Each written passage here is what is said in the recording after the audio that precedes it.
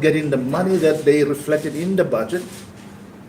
And as a result, decline of services in those provinces and communities continue to go. Other legacy of this 6 years Marape government is that we are now going to have a record in terms of the huge loans that are outstanding, close to 70 billion kina.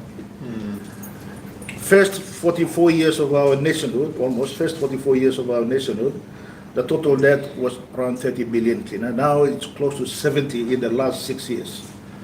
Now, if any thinking person who is either involved in business or has some economic or accounting experience, if you are not alarmed by that, something is seriously wrong. So we are leaving a huge debt for the future generation for this country, for future generation to repay on our behalf. We have now declining infrastructure in the country. Despite huge investments in Connect PNG, you will find that most of the infrastructure are starting to break down because of lack of maintenance and proper investment. These are economic infrastructures in the country. All you have to do is drive around in many parts of the country and see the decline in roads in the cities, towns, and communities right across the country. There's been no new foreign direct investment in the country. When you have almost zero foreign direct investment in the country in the 6 years, not many countries in the world go through that, except we are experiencing that. When you have no new foreign direct investment, that means that you have no growth in the private sector and there's no opportunity for employment. And this has now, of course, led to low business confidence in the country. When there's low business confidence, you now have businesses now shutting down. And recently we've seen Fletcher Morobe, a company that has been here for 70 years, shut down. When businesses shut down, that means people are laid off. They've got no jobs, no income for their families. We live in Papua New Guinea, so we know the pressure of a one-talk system. A lot of us have that problem. No single Papua New Guinean is exempted from it. So the pressure that these people who are now going to join the unemployment line will face, and their kids and their families. So this is an ongoing saga. So as a result of that, you see, the nation is calling for Pangu-led government to do something. It is not only leaders of opposition who think that we are desperate to get into government. No, it is the nation that is calling.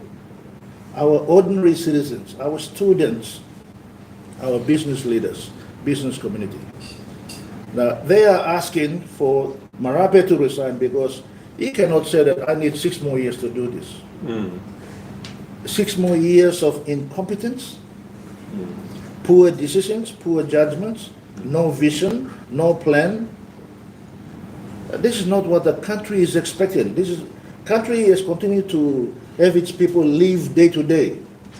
This is not by trial and looking at all kind of approach and management you have to take into the country. We have to make sure that decisions that any leader or any government makes is going to go into the best interest of our people and our country.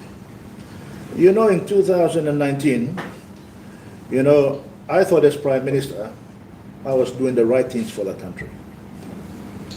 That I was putting the country in the right direction for betterment of all citizens. But of course, we've had keyboard warriors, and we've got leaders and politicians in my own government, and all walks of life, our people, all demanded that they needed a change. They needed a change. And of course, it's not easy for any leader to make that call, And I understand what Marape is going through. A leader that is thinking that he's doing the right thing, but the citizens are asking you to resign and make changes to your government. So, when he claims that, Pangu has won 32 seats and we have the right to rule. The right to rule has been given and mandated to you by the people. So in 2017 elections, it wasn't a perfect election, but, the cheating and stealing and fraud and interference like 2022 wasn't happening in 2017. And PNC won 29 seats. So in 2019, I didn't say that, PNC may block him 29 seats, so I must hang on to power. No. That power doesn't belong to one person or one party. It's a power and a mandate given to you by the people. So of course, I had to make some tough decisions. And I consulted members in my own party. I consulted, former Prime Minister Somare and Sir Julius Chen about how these things were happening. And of course, I resigned, hearing the calls of the people. I could have done everything possible to try and hang on to power, but if I did not hear the call of the people, and the call was drowning my ability to manage the country. Because you are managing this noise and you forget about managing the country. So one has to go, one has to give in. So you can understand that, you understand why people don't want to give up power. They think that when they give up power, they forget that they lose influence, they cannot control things, and they think that, there will be repercussions. Of course, as many of you know, I've gone through a bit of a tough time over the last 6 years. I've gone through the courts, I've been accused of corruption and everything else, but I went through the courts and I've been cleared and vindicated. So nothing is wrong with that. The process and the systems of government is there. Any leader who feels that they're doing the right thing for the country should not fear the test of the judiciary or test of the law and order, a test of scrutiny. So I think it's important that, Prime Minister must know that, this is a position, a privileged position given to you by leaders on behalf of the people. And, everybody loves that role. They want to be given a chance to do that. And today we are in this process of a vote of no confidence to hold him accountable to it. Say, our people are yelling and screaming at every section of the community right throughout the country. It is not one person making this call. It is not opposition leaders who are making this call. We are making this call as leaders that have been properly mandated by people to try and make sure that we have a right government and listening to the people and of course the community that we represent. It is clear that time has come. Time has come. Pangu cannot claim that it's an institution that represents the people. We appreciate and acknowledge the fact that they are the party that brought us independence. They are part of the history of this country. They have a legacy that they have. But Pangu cannot hold on to power because they have a legacy or they are an institution. They must know that that legacy or institution or power is given by the people. And the very people that gave you that are asking you to make some changes. So members of the Pangu party need to stand up. Stand up to Marape and the leadership and of course all the executives that, listen, our people are saying this, we must hear their call. So I think it is important that the Prime Minister sits back and reflect and assess what is going on in the country. And Pangu Party as a political party that has got historical significance to our nationhood has to say, enough now. These positions will change over time. The noise will get louder as we go along. Doesn't matter how many institutions you compromise and control, the noise is going to get louder. Because it is the people who are making that noise, either through the leaders, through the students, or through NGOs, but the noise will get louder. So the winds of change is upon us, and I'm calling on the Prime Minister to listen to the people and act today. And not listening to people who have got vested interest, who are sitting alongside that, listen, you are doing the right thing, so keep going. Either they are blind or they are deliberately leading you off towards the cliff to jump off. But the country is saying, thank you very much for your service, but you've done enough, time to move on. So he needs to reflect on this, making sure that this vote of no confidence goes smoothly. The leaders need to make it. This is an opportunity that the Grand Chief is making it available to the nation. He doesn't have to do it. He's got a job. He knows the people of Venga love him, and probably many more, but people of Venga especially. So he's done his part for our nation. He's making himself available. So the leaders need to listen to this. They wanted this call. The leaders in opposition have had the call. We're supporting Sir Peter to advance us through this work that we are doing. And I think it's time that our leaders in Parliament listen to the call of the people. Those are the few comments that I wanted to make. All our fathers are dying and are dead and gone. There are only very few of us left. So I take it that it is my responsibility to come out here and explain to the nation why this change needs to happen. So that's why here today. So I'll ask the leaders if they want to say a few words. Yeah. And what we are saying is Pangu party itself, we are happy for them to make a change internally. There are many good leaders in there, but they must stand up and make a stand for the country.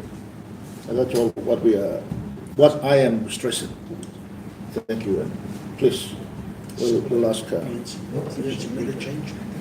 Yeah. Similar like we did, you remember Marape was PNC before that. Only yesterday he started flying Pangu colors.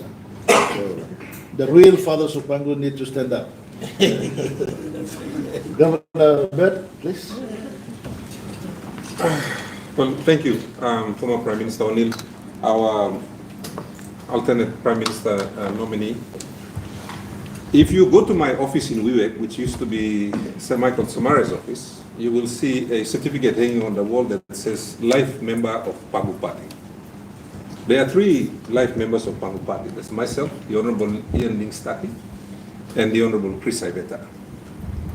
Olga Danarula and also former Prime Minister Ethiopia and Master the Solo Likami Onsai. And so I make the same call. I think the performance of this government has really tarnished the Pangu reputation and the Pangu brand. It started off really well. There were so many really good promises, and I think all of us, including myself, we were hopeful that those promises would be fulfilled. But I think when you make one promise and then this la promise, current gagana, you go add narbla promise and narbla promise, narbla promise. And I think the expectations of Papua New Guineans have gotten to a point where they were expecting some of them to be fulfilled. Unfortunately, to this day, as the Honorable O'Neill Mitokia, record budget. But it hasn't come with record results. And one of the things I think this government has done, and you've heard me speak on the floor of Parliament, I've raised these issues. For example, with Connect PNG, and I raised it on the floor of Parliament, and someone needs to do an investigation. But estimate Blomi Emulsem, when they started, they had 30 contractors, and they boast about this on the floor of Parliament. They had 30 contractors. Today, they tell us they have 300 contractors. Okay, the question is, how did they go from whatever was the original plan to now? For example, some roads are not Connect PNG roads. They are what we call arterial roads. So I'm on the road inside the district. It should not be part of Connect PNG. Suddenly they give a 380 million kina contract for a tiny road in a district, or a 247 million kina one, and they call it Connect PNG. The original design of Connect PNG wasn't like that. It was supposed to be the main roads, the main highways that lead to ports that will help to improve our economy. Or missing link roads na this lakay niya. Somehow, They've just gone now only edim, or not something for political convenience. Or you remember supporting me, okay, me one black contract, you black Simgona, how much? 300 million? I'm all right, big example. Now, when you start doing that, you go away from whatever the original plan was. And today, as I sit before you, I can tell you that the last time ECP provincial government and other provincial governments received what we call our functional grants. These are grants that we use to pay for things. It's the same kind of money that departments get. We received the last transmission of money from Waigani to ECP province was in May last year. It's now April. We have not received any money, and I can tell you, all provinces, provincial health authorities, we are running out of medicines. Provincial health authorities have not received their money to operate. Money blow buy marasin na, buying fuel na. There's something where you be passing finish lo budget. And it's a really disgusting thing when supporters of government say, oh, you join in government, na ball give this money. Listen, governors who are in government have not received this money also. Tas all passing mouse na good boy na sinaw ni sitson na. Istapos. Never in the history of Papua New Guinea have our departments and our provinces and our PHAs gone without operational funds for 3 quarters. You are going to ask him, how much the government department, first quarter and finish, and you go to second quarter now. All kissing money, going to operate or no. And they will all tell you no. So my view is that, and they've hidden all the documents, only hiding over something now. We have to go and look and dig and try to find out. If you remember the 2023 budget outcome report, which we've been talking to the floor of Parliament and we've been questioning ministers of finance, they reallocated $1 billion kina in that budget to other things. 1 billion. You know, legal money. You can go and download him 2023 final budget outcome no Treasury website. Now you check him. Now you look him inside only suruk him this money. Now when they did that, they cut it from education, they cut it from police, they cut it from health. Now only reallocating. We still don't know where that 1 billion kina went. By law, as of the end of last month, 3rd month of the year, Treasury is supposed to release the 2024 final budget outcome. I am waiting to read that document. And I wonder how much more money has been reallocated to friends and cronies. Online staff lo government ya need lo tingin des la. Plan iblo lo staff na backup na support na pek him scrum na. Kalab wiper na. They are not thinking about what they're actually supporting. What are you supporting? You are supporting a dysfunctional government. You know, long time, man fighting treasurer because fighting was aswab lo treasurer. This is no treasurer. What's happened is that they've sat down in NEC and they are awarding contract after contract after contract cash flow. Now, even store owner, and by managing business blogging better than how we are managing the country. Mibla ugata ya degree kili mibla got master's degree na kan degree, and we can't even manage our cash flow. How can you run for 9 months going into 10 months? 3 more months and it'll be 12 months. No got one man receiving operational funds. Ogara man kisim pay taso na sila no business. Now people in the country only know understanding this financial problem, but only feeling effect blame. Doctors are having to fork money out of their pay packet to buy marasin patients here. The doctors are feeling it. The doctors are stressed out. Police have to find money or go beg him or man or borrow him or steal him fuel. It's just to operate. Now we all know this, and this comes back to the symptom of a failing central government. You have to remember, our government is highly centralized, and it's failing in the center. That call by the Honorable Peter O'Neill is a very important one. Mibla sanak backside law. Say Peter because he had the courage to put his hand up. For us, we know that Papua New Guinea needs a change. The people know that Papua New Guinea needs a change. This is nothing personal against James Marape as an individual. But you look at Mosem, First, Hamas Pla, 3 years na about ya, mi plus ato honeymoon ya. The people of Papua New Guinea gave you a chance to perform in the first 3 years. Now, if you look at every other prime minister through history, you count him, you go back, start lo time lo Somarana, he come. They had 3 years, all of them. The only government that had a longer stint was National Alliance, had 9 years from 2002. Even very tired. After this honeymoon period, all very tired. And then the Honorable Peter PNC, they went for 8 years. This time we go 6 now. But people tired. And we need to respond to that call. Okay? We need to respond to that call. Because the fear and the danger is that all man very all belat na frustrated, all go housing, all go one half block same service na it's not there. They are going to vent somewhere. And that's what we need to manage. So it's not about James Marape, whether Mibla liking you or you not liking you, it's nothing to do with that. It's the fact that you are the captain. Now inside Long, a kind organization where the man who is the boss, he makes the calls. So time will see now NEC start now. One play contract come now looking more than one play 120 million, another play 380 million. And they decide to award it to the person who bid for 380 million. That's a captain's call. That's what we call a captain's call. Captain, he talk now, you may make him. They can come back later and say, oh, me blogger and NEC make him. No, I think captain make him. This is now captain and me make him plan the decision come. Now, captain need Losenis. Team PNG needs a new captain. A captain that's going to come with different calls. Because the calls that this captain has been making has led us to this point. How much money lo borrow him? 4 billion, 5 billion. I'm called no captain. You know, called me blogger. Most of the people that are our colleague MPs that are supporting government right now, people are calling them all sorts of things. But the fact of the matter is that all just give sabotage. Most of them don't know how to read a budget. Budget are not easy books to read.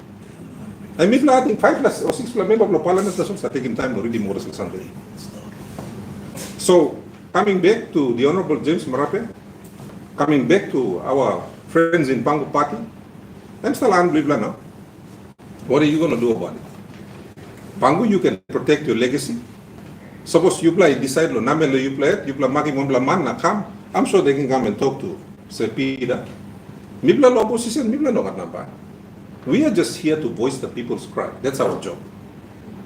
Our job is to respond to the people. When the people have an issue, that's when the opposition voices that concern.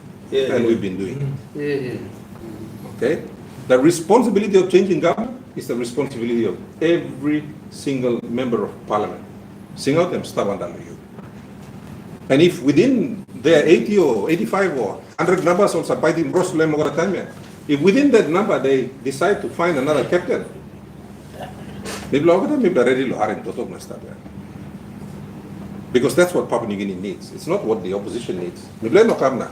Sing out to one Sunday, maybe like it. Suppose you play Belevina like Larry Mibla start yet opposition, you play sense him captain lo happy. Okay, sense him captain lo ha. Larry Mibla start opposition, you play sense him. Because that's the call of the people. And we are here to voice that. Thank you. Like Mibla over there. Thank you, Governor Brett.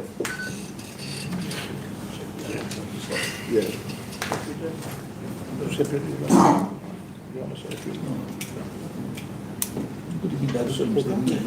All right. Well, I think that's all we are here to say to you, so that our nation is aware of the reasons why we are embarking on this course of a motion. And many of you know that we've tried to put the motion through, but it's never accepted and never went on the floor of Parliament. This is the only second one that is done in this term of Parliament. By order of the court. But in fact, because of the reasons of the order of the court. Otherwise, it will never be done. So time or 6 plus time, yes, but you go paper blow Parliament, walking board. They've got the numbers, but they are afraid to discuss in the country. That is the problem. Parliament, we've had any grievance debate. Grievance debate is where you can complain over something. I think 1 or twice we've had it, but that's about it. In the entire 3 years or so, that the Parliament has been sitting in this term. So once again, thank you very much. Any questions, gentlemen? We're quite happy to take a few questions.